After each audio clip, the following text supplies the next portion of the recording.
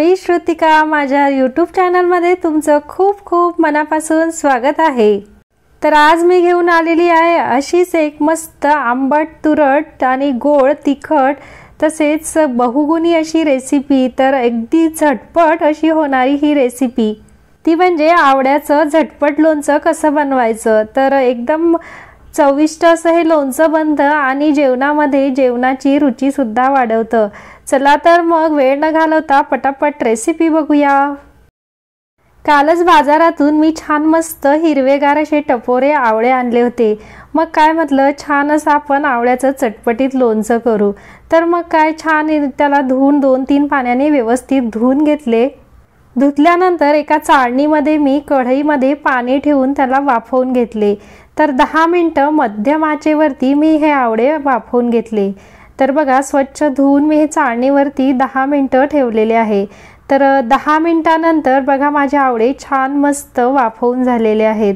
तर अगोदर कलर आपल्या आवळ्यांचा हिरवा दिसायचा, वाफवल्यानंतर थोडासा कलर फिक्का होतो आणि आवळ्याच्या पाकळ्या सुद्धा अशा मोकळ्या होतात। तर बघा मी चमच्याच्या साहाय्याने तुम्हाला दाखवते की आवळ्याच्या बघा सगळ्या पाकळ्या छान अशा मोकळ्या झालेल्या आहेत। तशा झाल्या आणि आवळ्यांचा कलर बदलला की समजावं आवळे आपले छान शिजलेले आहेत। नंतर आवळ्याच्या छान पाकळ्या करून घेतल्या, त्यातल्या सगळ्या बिया काढून घेतल्या आणि अशा प्रकारे एक एक पाकळी मोकळी केली। आवळ्याच्या फोडींचे मी छोटे छोटे तुकडे करून घेतले, मला त्या खूपच मोठ्या वाटायच्या। तुम्ही बारीक कुचकरून सुद्धा घेऊ शकतात। नंतर कढईमध्ये मी गॅस चालू करून कढईमध्ये थोडेसे अर्धी पळी तेल टाकलेले आहे आणि आता तेल तापल्यानंतर त्यामध्ये मी मोहरी टाकली। मोहरी छान तडतडल्यानंतर मी अर्धा चमचा जिरे टाकलेली आहे। मोहरी मी अर्धा चमचाच टाकलेली। आपली मोहरी छान मस्त तडतडली आहे, तर त्यामध्ये आता आपण जिरे टाकून घेऊया। तर अर्धा चमचा इथे मी जिरे टाकून घेतल्यानंतर ते छान मस्त फुलू दिले। तर जिरे माझे बघा छान मस्त फुलल्यानंतर मी यामध्ये 1 टीस्पून शोप टाकून घेतलेली आहे। तर शोप सुद्धा छान 1 सेकंद छान होऊ द्यायची आणि त्यानंतर पाव चमचा यामध्ये मी मेथी दाणे टाकलेले आहे। मेथी दाणे अगदी थोडे टाकायचे आपल्याला, नाहीतर आपलं लोणचं कळू लागतं आणि 1 सेकंदभर हे छान व्यवस्थित होऊ द्यायचं। त्यानंतर बारीक केलेल्या आवळ्याच्या फोडी यामध्ये टाकून घ्यायच्या। तर तुम्ही बघितलं असेल की मेथी टाकल्यानंतर लगेच मी आवळ्याच्या फोडी टाकलेल्या आहे। जर जास्त वेळ मेथी फोडणीमध्ये परतली तर आपले लोणचे कडवट लागते।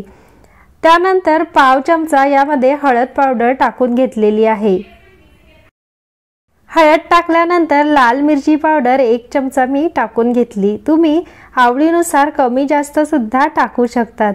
नंतर हे मिश्रण छान मस्त मिक्स करून घ्यायचे आणि अर्धा सेकंद परतून घ्यायचे। आता इथे मी अर्धा किलो आवळा घेतलेला आहे। तर अर्धा किलो आवळ्यासाठी मी अर्धा किलो किसलेला गूळ वापरला। तुम्ही वाटीने घेतले तर 1 वाटी आवळ्याच्या फोडी घेतल्या तर 1 वाटी किसलेला गूळ घ्यायचा। तर यामध्ये आता मी गूळ टाकून घेतलेला आहे। नंतर पुन्हा हे मिश्रण छान एकजीव करून घ्यायचं। गॅस इथं मंदच ठेवायचा, मोठा ठेवला तर आपलं लोणचं करपण्याची शक्यता असते। आणि इथे मी पाणी अजिबात वापरलेलं नाही, कारण आवळा मी अगोदरच शिजवून घेतलेला। त्यानंतर चवीपुरतं थोडंसं मीठ टाकायचं, कारण आपल्याला हे लोणचं छान मस्त आंबट तुरट आणि गोड करायचं आहे। तर मीठ टाकल्यानंतर पुन्हा एकदा हे मिश्रण छान मस्त एकजीव मिक्स करून घ्यायचं। सुरुवातीला हे लोणचं तुम्हाला असं कोरडं दिसेल, पण थोडंसं 5 मिनिटानंतर ह्याला छान मस्त पाणी सुटतं। तर मंद आचेवरतीच आपल्याला हे लोणचं शिजवून घ्यायचं, कारण आपण यामध्ये गूळ टाकला तर गूळ जळण्याची शक्यता असते। तर बघा 3-4 मिनिटानंतर लोणच्याला पाणी सुटायला सुरुवात झालेली आहे। तर बघा आता 5 मिनिटानंतर किती छान मस्त रसरशीत आपलं लोणचं झालेलं आहे आणि घरभर त्याचा सुगंध असा छान पसरलेला आहे। गुळाचा पाक झाल्यानंतर लगेच आपल्याला गॅस बंद करायचा, कारण आपल्याला जास्त कडक असा गुळाचा पाक करायचा नाही। फक्त गुळाचं थोडंसं पाणी झालं, पूर्ण वितळला गुळ की गॅस बंद करून घ्यायचा। त्यानंतर थंड झाल्यानंतर तुम्ही काचेच्या बरणीमध्ये हे लोणचं 2 ते 3 महिने आरामात ठेवू शकतात। तर हवाबंद डब्यामध्ये हे लोणचं छान टिकतं। मी त्या आवळ्याच्या फोडी करून घेतलेल्या आहे. तुम्ही आवडीनुसार त्यांना स्मॅश सुद्धा करून घेऊ शकतात.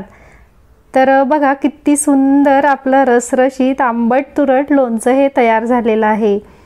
तर ज्यांना अपचनाचा त्रास आहे त्यांच्यासाठी तर खूपच बहुगुणी हे लोणचं आहे. अगदी साधं सोपं आणि झटपट होणारं चटपटीत पण बहुगुणी असं हे लोणचं तयार आहे. तर तुम्ही सुद्धा नक्की ट्राय करा आणि तुम्हाला जर माझ्या रेसिपी आवडत असतील तर लाईक करा, शेअर करा, सबस्क्राईब करा. चला तर मग पुन्हा भेटूया. Bye bye.